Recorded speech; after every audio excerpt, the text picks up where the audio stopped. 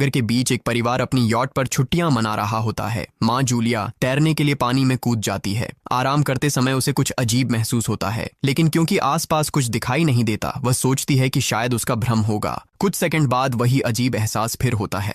इस बार भी कुछ नजर नहीं आता, लेकिन अब वह घबरा जाती है और यॉट की तरफ तैरना शुरू करती है। तभी अचानक कोई उसकी टांग खींचने लगता है और वह मदद के लिए जोर जोर से चिल्लाने लगती है। उसकी बेटी कैसी हेडफोन लगाकर म्यूजिक सुन रही होती है, इसलिए उसे कुछ सुनाई नहीं देता। पति टॉम और बेटा बेन मछली पकड़ने में व्यस्त होते हैं। जूलिया पानी के ऊपर टिकने की कोशिश करती है, लेकिन मुंह में पानी जाने की वजह से चिल्लाना मुश्किल हो जाता है। थोड़ी देर बाद टॉम को एहसास होता है कि काफी देर से उसने जूलिया को नहीं देखा। वह यॉट पर उसे ढूंढता है और फिर अपनी पत्नी को खतरे में देख लेता है। वह बच्चों को बुलाता है, यॉट को उस तरफ ले जाता है और पानी में कूद जाता है। जल्दी से जूलिया तक पहुंचकर उसे संभालता है और यॉट की ओर तैरता है। बच्चे दोनों को ऊपर खींच लेते हैं। परिवार जूलिया को संभालता है, लेकिन जूलिया खुद को समझाती है कि शायद लहरों की वजह से ऐसा हुआ होगा।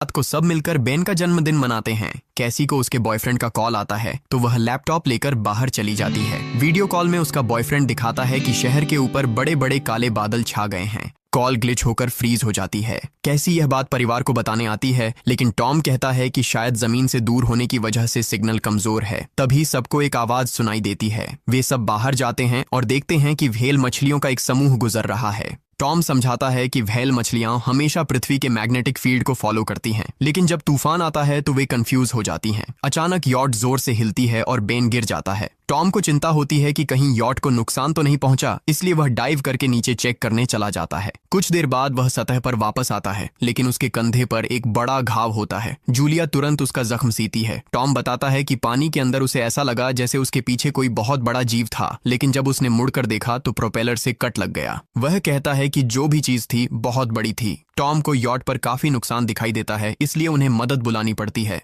जूलिया बार बार रेडियो पर कोशिश करती है। कैसी फोन पर सिग्नल ढूंढती है, लेकिन कुछ भी काम नहीं करता। तभी कैसी को एक अजीब सा जीव दिखाई देता है और वह चिल्ला उठती है, लेकिन वह तो बस बेन होता है जो मास्क पहनकर मजाक कर रहा होता है। कुछ देर बाद यॉट पूरी तरह बंद हो जाती है और समुद्र के बीच में फंस जाती है। जूलिया रेडियो में एक आवाज सुनती है, लेकिन आवाज इतनी खराब होती है कि उसे कुछ समझ नहीं आता। टॉम परिवार को बताता है कि उनके पास सिर्फ 4 दिन का खाना पानी बचा है और अब उन्हें किसी मछली पकड़ने वाली नाव का इंतजार करना होगा। अचानक रडार पर कुछ डिटेक्ट होता है और परिवार को एक अजीब सी आवाज सुनाई देती है। सब दौड़कर बाहर आते हैं और हैरानी से देखते हैं कि कई सारे उल्कापिंड जमीन पर गिर रहे हैं। जहां जहां उल्कापिंड गिरते हैं वहां बड़े धमाके होते हैं। एक उल्कापिंड पानी में उनके पास गिरता है तो टॉम तुरंत यॉट को चलाने की कोशिश करता है। इंजन मुश्किल से चलता है, लेकिन तभी एक और उल्कापिंड उस इलाके को हिट करता है। परिवार डर के मारे एक दूसरे को कसकर पकड़ लेता है। तभी टॉम को समझ आता है कि जो आग के गोले गिर रहे हैं वे उल्कापिंड नहीं बल्कि सैटेलाइट्स हैं। उसी वक्त बेन देखता है कि यॉट से धुआं निकल रहा है।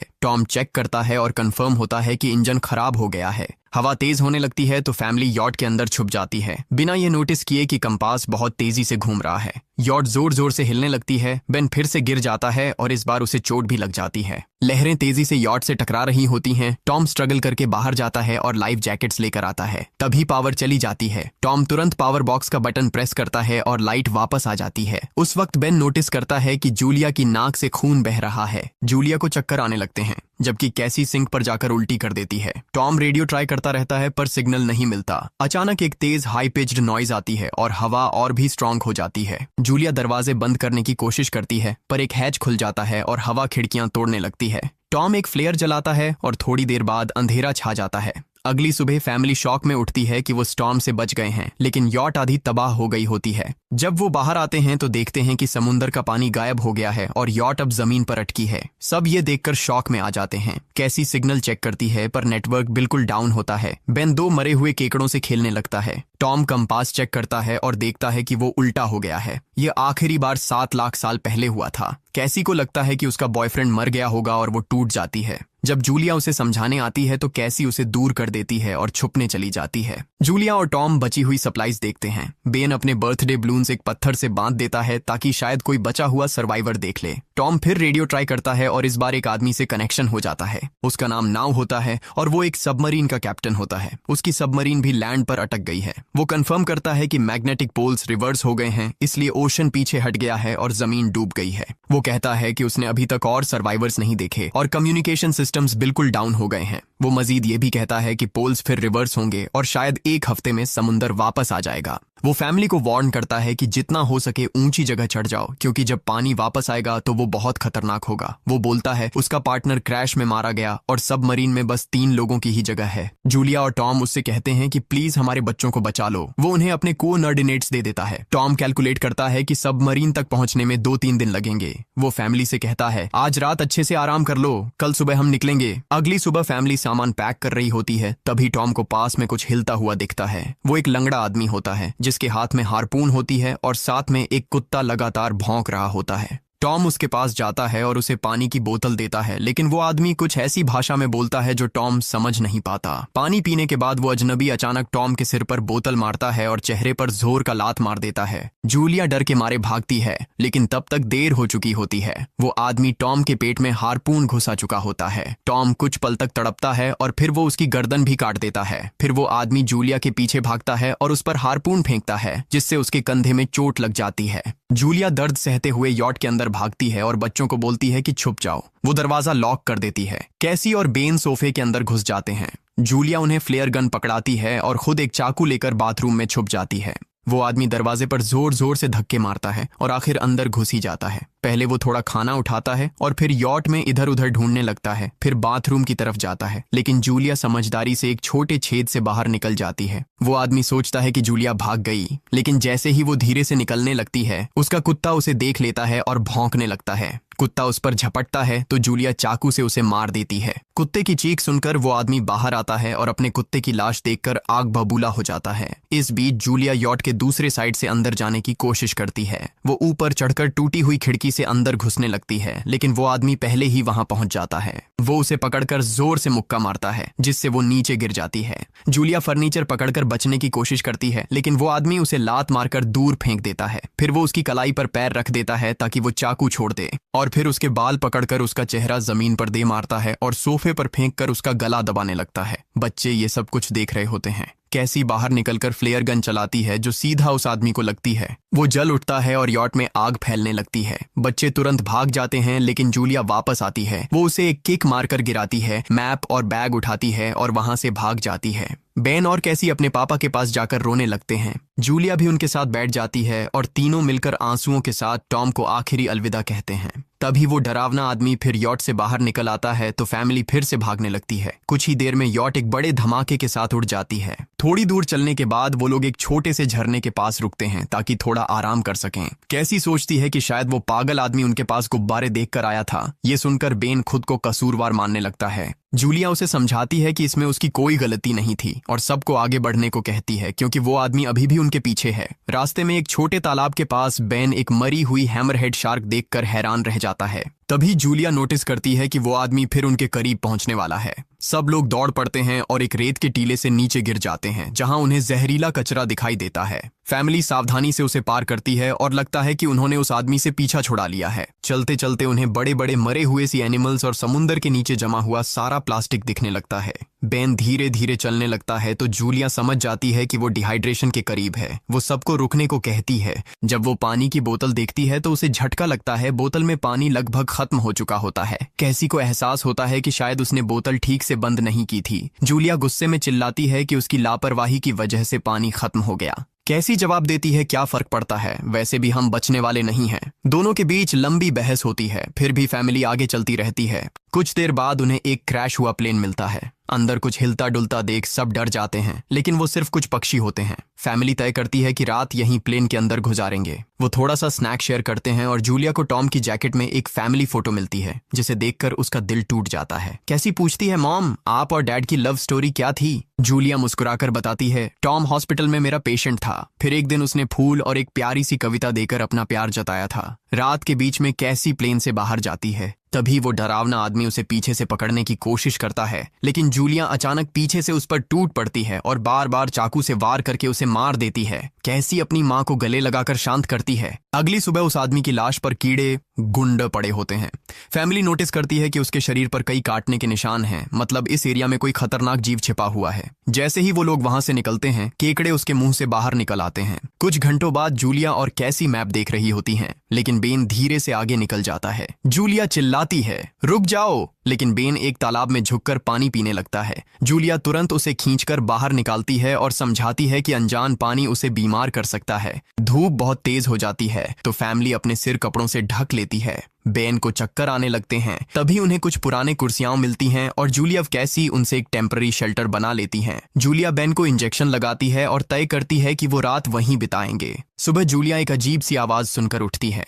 बाहर जाकर देखती है तो क्रैब्स का एक बड़ा झुंड उनकी तरफ आ रहा होता है। वो तुरंत बच्चों को उठाती है और तीनों भागना शुरू कर देते हैं। भागते भागते उन्हें एक बड़ा कार्गो शिप दिखाई देता है। वहां 3 क्रू मेंबर्स जिंदा होते हैं। एक औरत उनकी मदद करना चाहती है, लेकिन बाकी 2 आदमी मना कर देते हैं और तीनों फैमिली को बाहर छोड़कर कंटेनर लॉक कर लेते हैं। क्रैब्स पास आ जाते हैं। जूलिया बच्चों को कंटेनर के ऊपर चढ़ाती है। खुद जब चढ़ने लगती है तो क्रैब्स उसके पैर को जोर से काट लेते हैं। बच्चे उसे खींचकर ऊपर चढ़ाते हैं, नहीं तो वो नीचे गिर जाती। कंटेनर के एक छेद से आधे क्रैब्स अंदर घुस जाते हैं। क्रू मेंबर्स फायरिंग शुरू करते हैं, लेकिन क्रैब्स उन पर हावी हो जाते हैं और दोनों को मार डालते हैं। आखिरी आदमी छत के होल तक पहुंचता है, लेकिन क्रैब्स उसे भी नीचे खींच लेते हैं और वो भी मर जाता है। जूलिया अपने जख्म पर पट्टी बांधती है और बेहोश हो जाती है। कुछ देर बाद जब वो उठती है तो खुद को रेत के तूफान के बीच अकेली पाती है। वो घबराकर बच्चों को ढूंढने लगती है। एक मरी हुई औरत का हथियार उठाती है और जोर जोर से चिल्लाती है। कैसी उसकी आवाज सुनकर लौट आती है और बताती है कि वो और बेन मदद ढूंढने गए थे, लेकिन कोई नहीं मिला। फिर दोनों बेन से मिलते हैं, जिसे एक खुला कंटेनर मिलता है जहां वो तूफान खत्म होने तक रुक सकते हैं। जूलिया टॉम का लाइटर निकालती है और अपने जख्म को जलाकर बंद करती है, जो बेहद दर्दनाक होता है। तूफान थमने के बाद उन्हें एक और कंटेनर मिलता है जिसमें बहुत सारी पानी की बोतलें होती हैं। बॉडीज चेक करते वक्त उन्हें एक रेडियो और एक गन भी मिलती है। जूलिया नाव से संपर्क करती है और बताती है कि मैप खो गया है। इस पर नाव बताता है कि उन पर आर्थ्रोपॉड्स ने हमला किया था। वो अबिस के जीव हैं जो ऑक्सीजन की वजह से पूरी तरह पागल हो चुके हैं। अब नाव फैमिली को जल्दी करने को बोलता है, क्योंकि उसके इंस्ट्रूमेंट्स ने कैलकुलेट किया है कि समुद्र उम्मीद से ज्यादा जल्दी वापस आएगा और उनके पास सिर्फ कुछ घंटे बचे हैं। वो एक फ्लेयर शूट करता है और फैमिली उस दिशा में चलना शुरू करती है। लंबी वॉक के बाद फैमिली को एक टूटा हुआ टॉयलेट मिलता है जिसमें बेन पेशाब करता है। अब वो लोग आखिरकार सबमरीन को पास ही देख लेते हैं, लेकिन वहां पहुंचने के लिए उन्हें एक बड़ा चट्टानी रास्ता पार करना होगा। जैसे ही वो रास्ते से गुजरते हैं, दीवारें हिलने लगती हैं और पत्थर गिरने लगते हैं, जिससे एक भयानक रॉक स्लाइड हो जाता है। जूलिया तुरंत अपने बच्चों को साइड में धक्का देती है और खुद भी पीछे हट जाती है ताकि कुचली न जाए। अब एक पत्थर की दीवार उनके बीच आ गई है। जूलिया बच्चों से कहती है कि वो बिना उसके आगे बढ़ जाए, लेकिन कैसी मना करती है और जोर देती है कि उसकी माँ को चढ़ने की कोशिश करनी चाहिए। बहुत बहस होती है और चिल्लाने के बाद जूलिया वादा करती है कि वो बाद में अपने बच्चों को ढूंढ लेगी। मजबूर होकर कैसी अपने भाई को खींचकर आगे ले जाती है। बच्चे चट्टानी रास्ता चढ़कर सबमरीन की तरफ भागते हैं, लेकिन वहां पहुंचकर देखते हैं कि नाव बाहर खून में लथपथ पड़ा है। वो समझाता है कि उसके लिए सब खत्म हो गया है और अब बच्चे सबमरीन ले सकते हैं। ये सोचकर कि एक एक्स्ट्रा जगह होगी, कैसी वापस अपनी माँ को ढूंढने भागती है। तभी जूलिया केकड़ों को आता देखती है और वो फायरिंग शुरू कर देती है। कुछ केकड़ों को वो मार देती है, लेकिन झुंड बहुत बड़ा होता है और सबसे लड़ना मुश्किल हो जाता है। उसी वक्त कैसी दीवार के ऊपर दिखाई देती है और हाथ आगे बढ़ाती है तो जूलिया अपने घायल पैर के बावजूद तेजी से चढ़ना शुरू करती है। कैसी की मदद से वो दूसरी तरफ पहुंच जाती है और दोनों साथ में सबमरीन की तरफ भागते हैं। बेन पहले से ही ऊपर खड़ा होता है और फायर खोल देता है ताकि केकड़े डिस्टर्ब रहें जब तक फैमिली ऊपर चढ़ जाए। केकड़े नाव के शरीर तक पहुंचते ही तुरंत उसे खाने लग जाते हैं। जूलिया गन उठाती है और फायरिंग जारी रखती है जब तक बच्चे अंदर चले जाएं। जब वो सुरक्षित हो जाते हैं, जूलिया समझती है कि गोलियां खत्म हो गई हैं, तो वो गन केकड़ों पर फेंक देती है और अपने बच्चों के साथ अंदर चली जाती है। फैमिली हैच को अच्छे से लॉक करती है और खिड़की से केकड़ों को सबमरीन के चारों तरफ देखती है। इसी वक्त समुद्र वापस आ जाता है तो तीनों तुरंत अपनी सीटों पर बैठकर बेल्ट पहन लेते हैं और एक दूसरे का हाथ पकड़ लेते हैं। तेज लहरें सबमरीन को जोर जोर से इधर उधर फेंकना शुरू कर देती हैं, जिससे जूलिया को पूरी जर्नी के विजन दिखने लगते हैं और कैसी उल्टी कर देती है।